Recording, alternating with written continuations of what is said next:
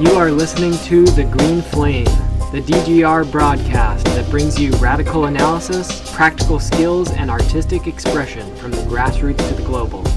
We are your hosts, Max Wilbert and Jennifer Mernan. Okay, for this episode of The Green Flame, we're here with Jess Sundin. Jess is a community organizer living in Minneapolis. She has done solidarity work in El Salvador and Iraq and organized with the American Federation of State, County, and Municipal Employees, Local 3800.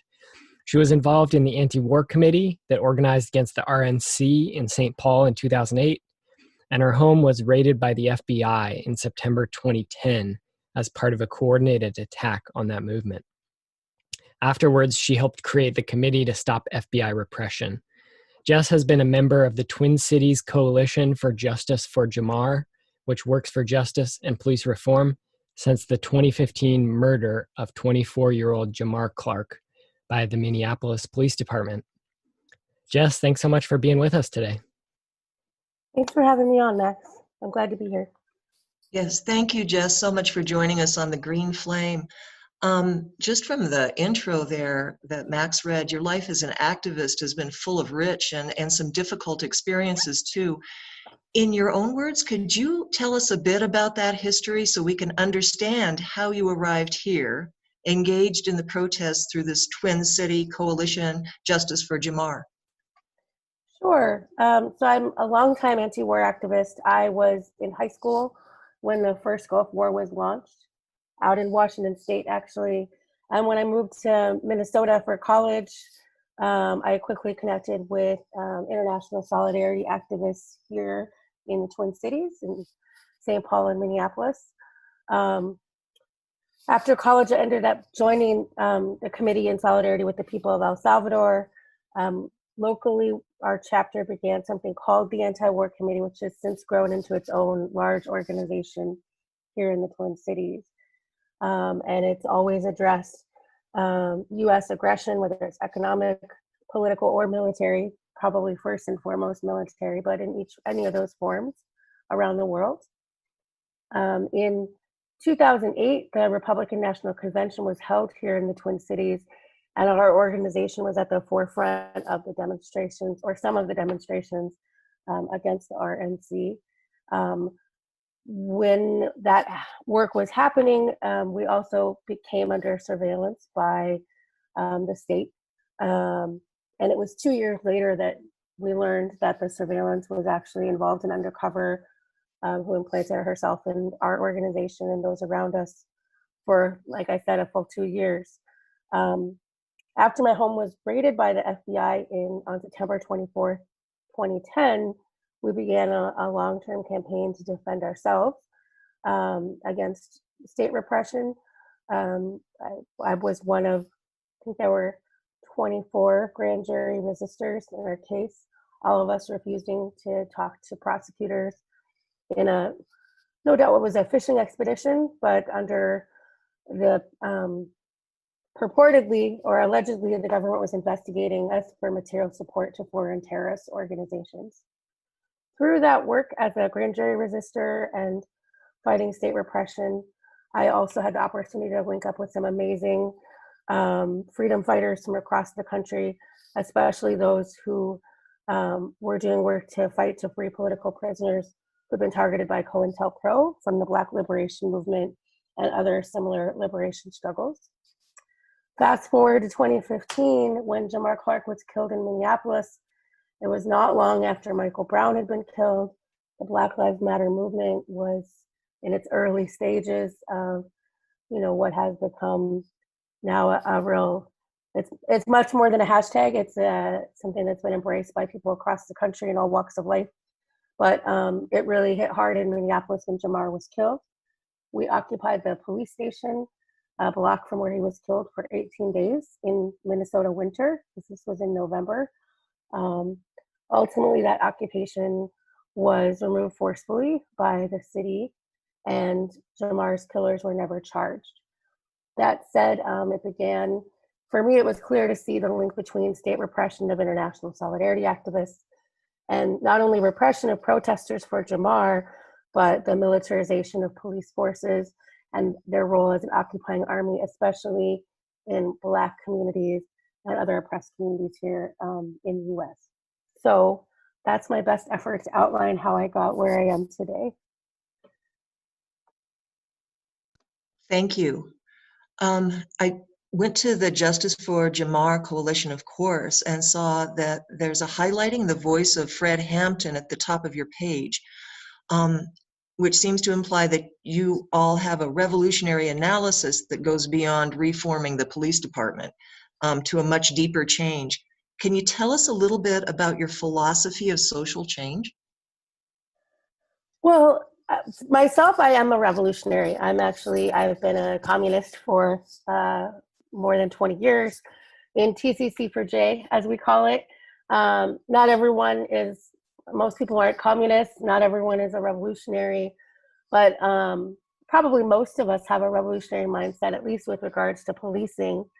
It's clear enough that if the police can hold communities hostage by fear and terror, it makes it more difficult to organize any kind of change that we might like to see. And so it's from that perspective, it's extremely important to take on the question of policing in our communities. Our approach is, in the sort of our main demand, or the central demand to our campaign, is for community control of police. We understand that as long as there is inequality and exploitation, the ruling class will insist upon having a police force. But we want to push back on that with asserting our democratic rights, including the rights of oppressed communities to control who polices our streets and how they do so. The demand for community control of the police was actually first raised by the Black Panthers in the 1960s. It was reiterated by the Black Lives Matter movement. I think it's 5 years ago now in their national platform. And so while TCC for J isn't itself a revolutionary organization, we have often said that if we're looking at fundamentally transforming the role of police in our communities, that is a revolutionary change that we need to see. I think it would also be fair to say that most of us, uphold views that are anti-capitalist and understand that it'd be very difficult to elect a new world. That said, we're living in the here and now, and so we're looking for concrete changes that we can win to improve the lives of the people in our communities. And I would just add, maybe less revolutionary, less on the topic, but another major priority for TCC for J is advancing, as leaders in our movement, the families of those who have been murdered by police. And so we work very closely with mothers and spouses and sisters and brothers and even the children in some cases of police murder victims. And we find that they are amazing, powerful people who not only have the closest knowledge of the role that police play in harming our communities, but also the most to win if we can really change this. Thank you so much. Max, would you like to ask a question? Yeah, thank you, Jess. So obviously, Minneapolis has been the center of this uprising that we have seen in the following the murder of George Floyd. Could you speak a little bit to what has been happening, what has been the basis in the community and the community organizing, what's been happening on the streets, and what's been the response of the city, the state, and the federal authorities? I will do my best. It's been 20 days, I believe, as of today. Maybe we're at 21. The first 2 weeks after George Floyd was killed saw an intense high level of organizing all day and all night, every day. During the day, we would have marches and rallies, and at night, the focus was often at the 3rd Precinct, which is the police station where George Floyd's killers were working out of. Those demonstrations, I know the whole world saw. I can't tell you the joy it brought all of us to see the 3rd Precinct destroyed. In the first days of the protests, the police defended it like it was their castle. They fired, both chemical irritants as well as rubber bullets and flashbangs into the crowd, over and over and over again, constantly escalating the conflict. And rather than retreat and let folks speak their piece, the police insisted on continuing and actually extending the repression that people feel and experience in the streets. And so ultimately, it became clear that that wasn't going to stand. The first building that went up was actually kitty corner from the police station as an auto parts store. I was there the night it went up in flames, and it was the next night that the police station went down.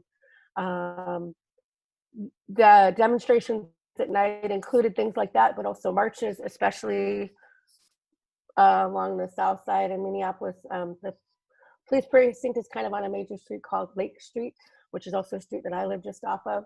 And for at least 5 miles around the precinct, there were marches, like I said, there were rallies, and lots of buildings were destroyed, some by fire, some by brute force. I don't know the exact mechanisms. I think sometimes it was golf clubs, sometimes it was baseball bats, but regardless, much of our city on this side of the city has been seriously damaged. There's at least 3 buildings on my block that are gone now.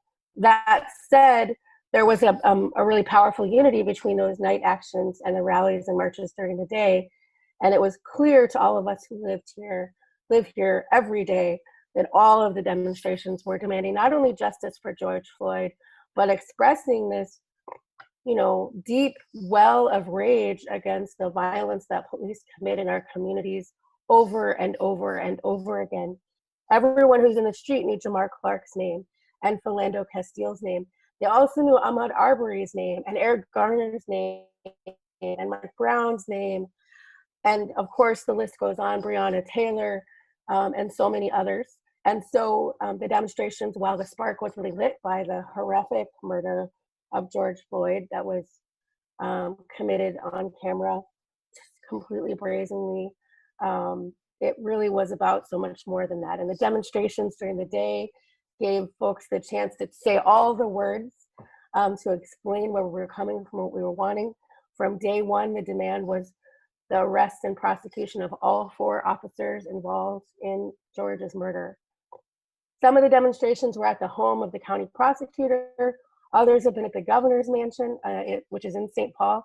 And I should say, I understand there were some night demonstrations in St. Paul as well, but I'm a Minneapolis-focused gal, so I don't know as much about those. There were demonstrations at the state capitol, at the attorney general's offices, really everywhere that was a possible target to express the demands of the people. Saw demonstrations of tens and thousands of people day after day.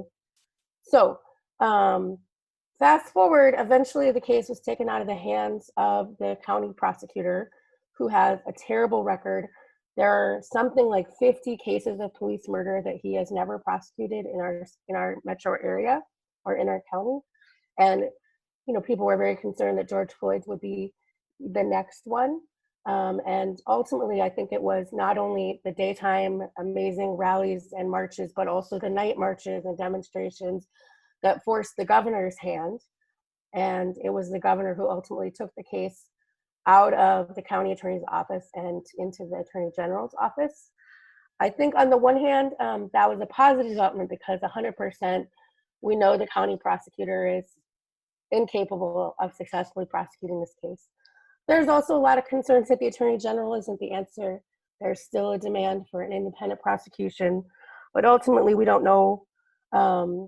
We don't know how the case is going to go forward in terms of the courtroom. So then the sort of movement has turned towards addressing kind of the more systemic needs. On the one hand, there have been folks lifting up, rallying for defunding the Minneapolis Police Department, which a number of city council members have pledged to do.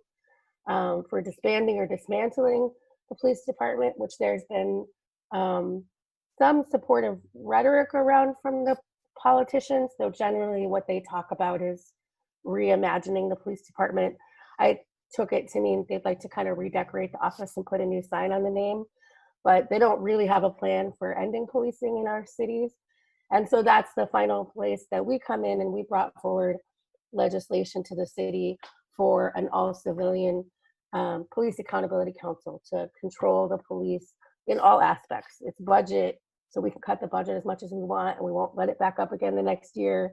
So we can actually reduce the size of the occupying forces in our streets, the police department, but also so that we can transform policing, changing the rules what permanently, and firing and disciplining and actually assisting in the prosecution of officers who create harm in our communities. So that is, I think, how I would report on the first couple of weeks. And then it's been, now we're into the third week.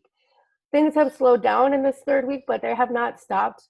Last weekend, there were demonstrations Thursday, Friday, Saturday, and Sunday, and all of those were close to 5,000 people. This week, there are demonstrations. There's at least half a dozen, I think it might be more than that now, demonstrations and actions planned on Juneteenth, which is Friday, but also demonstrations on Thursday, Friday, Saturday. There's no giving up, and it's very clear that not only to organizers, but to community members, that there needs to be real lasting change. Yes, we want the prosecution and ultimately the conviction of the officers that killed George Floyd, but we have dozens of families who've never seen any justice. And so there's a fight happening at the state legislature to change some of the laws that allow policing to go as it has. There's fights in the city council to address budgeting and even who controls the police. And there's ongoing organizing. The last thing I should probably report on is, no, there's probably two last things, is at the site where George was murdered, it's at 38th in Chicago, there is a massive memorial. I think it's 2 blocks around the site are barricaded, and there's art and music and a constant 24-hour presence there. And sometimes there are rallies too. There's some organizing that happens, but it's a constant, sacred space that's upheld by the community. Then the last thing I'll mention is an outgrowth of the demonstrations that has been really important has been, so there is a large unhoused population that was really staying in the middle of where all the uprising happened. And those folks were displaced by it. And ultimately there was a hotel about a block from my house that was taken over, and all the rooms were turned over to homeless community or unhoused community members to be able to stay there. Just 2 days ago, they were finally kicked out of the Sanctuary Hotel and have now taken up residence at a beautiful city park called Powderhorn Park. And there is a tremendous amount of community support to try to get the facilities that people need to take care of themselves and be safe in the park, and a political struggle. So there's community aid that's happening, and there's also a political struggle to demand that the city and the park board make space for our community members who don't have a lease or a mortgage, but need somewhere to stay. And I wanted to make sure y'all were aware of that as well. So I think I'll stop with that. Wow. Thank you. Thank you for that. So, I mean, my inclination throughout all of this has been to pretty much not believe anything I read online, on whether it's from mainstream news sources or social media or videos or anything, unless it comes from a source that I personally know and trust. Could you speak a little bit to the false information that's circulating, the propaganda battle that's happening, the different groups that are trying to co-opt this movement, including, as we're seeing increasingly, the Democratic Party, the mainstream media, corporate America has apparently pledged over $1.5 billion to, various supposed efforts for racial justice. Can you talk a little bit about this co-optation and this attempt to undermine the movement into supporting more or less the continuation of the status quo, and the tension between that and the organizers who are pushing for more fundamental change? I can do my best, but feel free to ask me follow-up questions as well. The first, in terms of kind of media lies, one of the biggest things we saw from the beginning was an attempt to separate the demonstrations that happened at night from the demonstrations that happened during the day. The demonstrations that took down the police department, and the demonstrators outside the county prosecutor's home. There has been a consistent effort by community members and activists to push back against that division. And I think it's clear to anyone who actually lives here in this neighborhood that the two are inextricably linked. That said, yeah, it's true. At night, there were some buildings and some shops that really are good community, community members, and that were casualties of that. That said, I think that it's been largely ineffective in the community where the uprising has happened. That said, I think there has been a lot of confusion sown outside of Minneapolis itself into the surrounding metro area, and certainly beyond here, about whether those night demonstrations are in fact legitimate. And I want to be absolutely clear, as an organizer what I did most of the last 3 weeks was organize rallies with sound systems during the day and marches. Those night demonstrations, the emptying of the police department, the emptying of Target and other major stores, and also very exploitive stores like pawn shops and cell phone stores along this district, or this part of South Minneapolis, is absolutely tied to, connected to, and part of the movement.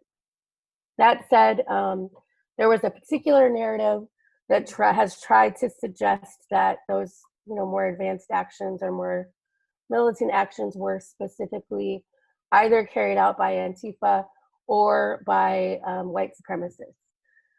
And there has been a really, so I'm going to address, the first thing I want to say is tying those two together is the most shameful disservice to truth that has been done by most of the politicians, most of the political establishment in Minnesota and in the Twin Cities. It's an absolute lie. There's not a tie between those two. They're the opposite. That said, while there certainly are folks who identify as Antifa or anarchists or other kind of left forces that were a part of the night marches, every time I was out at night and every time I saw a building burn, it was community members who were expressing their rage. They were saying, fuck 12, justice for George Floyd. It was absolutely linked and part of a genuine movement to fight against police terror in our communities. The second thing I do want to address is the question of white supremacists in our communities. It's actually very difficult to gauge the scope of that. I think it is important to, as organizers, for us to be vigilant, and there have in fact been a number of different forces kind of either coming in and weirdly mixing in with some of the demonstrations, and in kind of an anti-government, under a kind of anti-government banner, and then also coming in others and playing a more instigating kind of role. And I have heard from community members, especially in North Minneapolis, which is it's actually a predominantly African-American neighborhood, which also saw some damage during the uprising, that in particular there was the feeling that a lot of the damage that was done was actually not by community members, but outside folks. I think that it's important for us to understand that those forces are here, and we have, taking whatever measures we can to isolate them and keep them out of our demonstrations and separate from any kind of expression of rage that is genuine from community members. It's also a huge mistake, and it's not true, to say the main thing that happened that was destructive in the Twin Cities over the last few weeks was outside forces.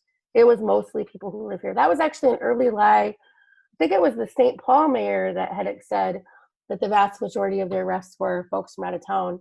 And then once the jail records were looked at, it was actually the opposite. 80% were people who were local. And there was an uprising here that inspired the whole country. Why shouldn't people jump over and join us from Iowa or Wisconsin? And in fact, when George Floyd called for his mother as he was dying, that call was heard by the mothers of other victims of police murder across the country.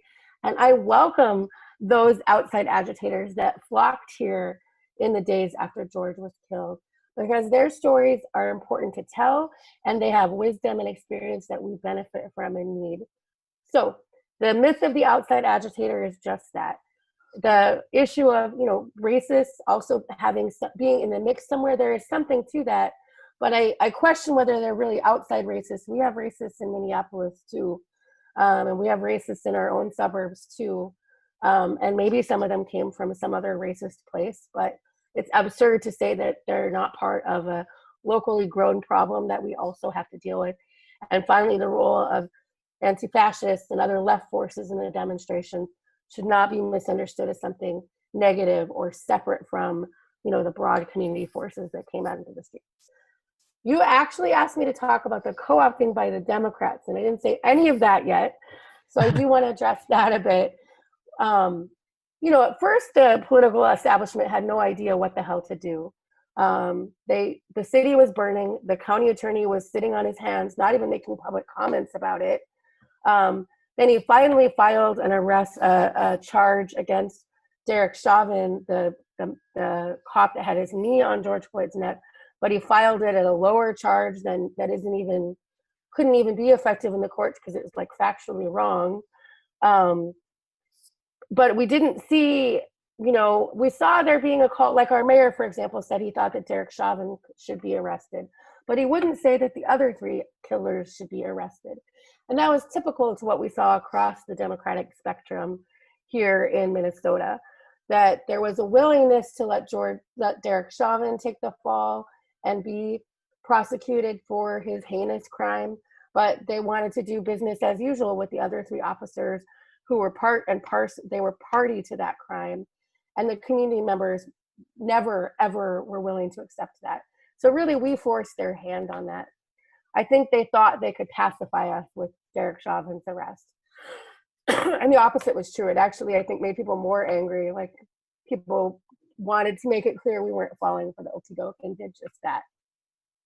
The second spot we saw that come up was about 2 weeks in, I think it was a Sunday, just 2 weeks after George was killed, we had a group that organized an event in Powderhorn Park. I mentioned it earlier, here in South Minneapolis. And it was under the banner to defund the Minneapolis police. And it might have been defund and dismantle, I can't remember for sure. And they invited 9 city council members to this event. Those city council members were given the microphone to tell constituents that they had a veto-proof majority to address the problems of policing in our city. What they didn't do, what they were dishonest about, is they actually to change the city charter and do a fundamental change to policing in our city requires a unanimous vote of city council, plus the support of the mayor, or a popular referendum. It's not something that's within the power of any number except all plus the mayor of city council members. It was a lie when they said that this was something they could do. The second thing is on the issue of defunding. This is the same city council that just a few months ago, over community objections, voted for an increase in the police department's budget. This is the same city council that has had family after family come forward when their loved ones are killed and turn away and send them away with nothing. This is a city council that is not to be trusted. However, a lot of people took great hope from that meeting that was convened in the city park. And I think it's our task right now to transform that support for the ideas that were presented in the park that day into mobilized actions to demand change. The fear that a lot of organizers have is that people are pacified by hearing 9 city council members say, oh, we do want to dismantle the Minneapolis Police Department. We understand they're fundamentally flawed. They can't be reformed. And yet we, those of us who've been fighting with them for at least 5 years, and many of us for more years than that, know that it's disingenuous for those. It's empty promises with them. And the only reason those promises were delivered is because our city burned, and they're seeking to stop the burning of Minneapolis, the destruction of the community that was brought about because of first of all, for the decades of refusal to end police violence in our communities, and specifically for the refusal to proceed directly to ending the crimes right now. And so, we have a lot to push back against. We need to make sure that people are making concrete demands. We want community-led change, not community input on change, which is the kind of way that the politicians have said, oh, we want community input. That's not what we want. We want community leadership. And we want community control, and not a politician-led process by politicians who have failed for years, some of them for decades. Thank you, Jess. It's really, very clear analysis and information that you're giving us here. So how can people support the community in achieving these things? Not only in your area, but how can people across the U.S. support this fight at a national and global level? So we're a small volunteer organization. So I don't have like a ton of answers for that. What I would like to invite people to visit our website, tcc4j.net. On the website, we have the legislation that we're proposing for Minneapolis and more information about what that could look like, and how community controlled police would work. There was actually a bill put forward in the state legislature during a special session this week, opening up the idea of civilian oversight being a part of policing across the state. That bill won't be successful this session, but nonetheless, this is the moment for communities across the country to end the impunity that police have in our communities. And it's not just Minneapolis, it's where you live, it's where all your listeners live. It's the same everywhere. And so I would encourage folks to look at our website for what we're doing, but also we're part of a national network called the National Alliance Against Racist and Political Repression, which does work not only around policing, but also in the fight to free political prisoners and the wrongfully incarcerated, and to confront mass incarceration. And I think folks who anywhere in the country are welcome to link up with the National Alliance and find ways to build in your own communities. I think this is a moment for us to build something everywhere, not only in Minneapolis. Of course, sure, you want to go to the website and click donate, that's fine, but we're not fundraising right now, we're working. And what would do us the most is to have people to hear stories of, in Portland, they did this, in Seattle, they did this, in New York, they did this, in all the places I'm not going to try to name, that in every city across the country, that people are fighting for community control of police, for accountability for killer cops, an end to the impunity. So justice for George, just like justice for Jamar, isn't just about the prosecution of individual police officers, but changing the role of police in our country all across the United States. So I would hope that your listeners would find ways to join that fight and build that fight where they are.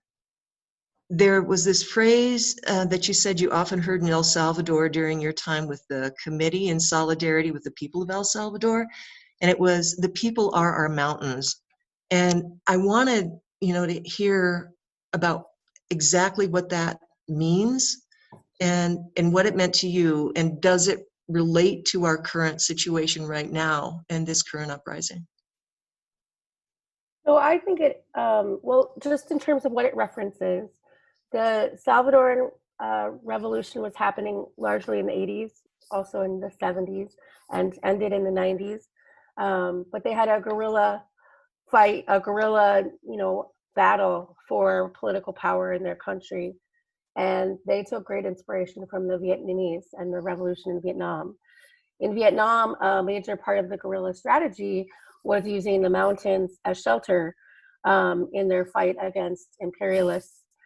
The Salvadorans, they have some mountains, but not as many as the Vietnamese, I guess. And they always said the people are our mountains.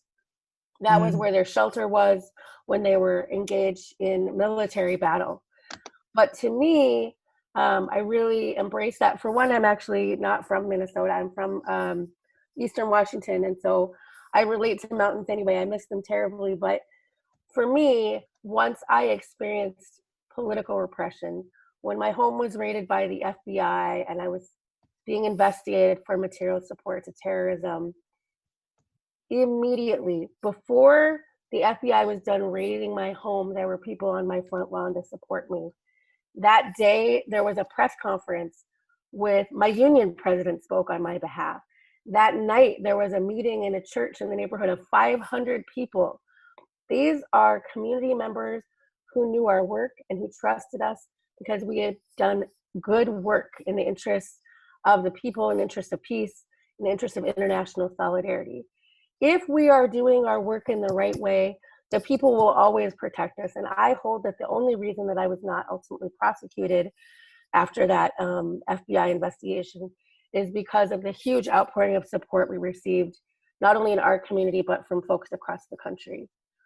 When we apply that to the question of policing, what we need to do is, on the one hand, give good leadership, help build campaigns and strategies for fundamental change. But to try to do so alone gets us nowhere. Maybe if you're a very well-funded nonprofit, it might get you an income for a while. But if we really want to have change, and if we want to keep our activists and our community members safe, we are absolutely have to be tied to the people. Our demands and our strength and our organizing, all of it comes from the people. And if we are in danger or unsafe, it is the people who will keep us safe and protect us.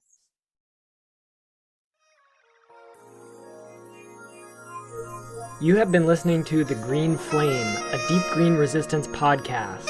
You can find us online at dgrnewsservice.org. You can also find us on iTunes, Google Play, and wherever else you listen to your podcast. Please rate the show and leave us a review. Thank you for listening, and until next time. Okay, look. I ain't gon' make it cause I'm a minority. Caucasians getting all the seniority. We got Nazis in the Oval Office.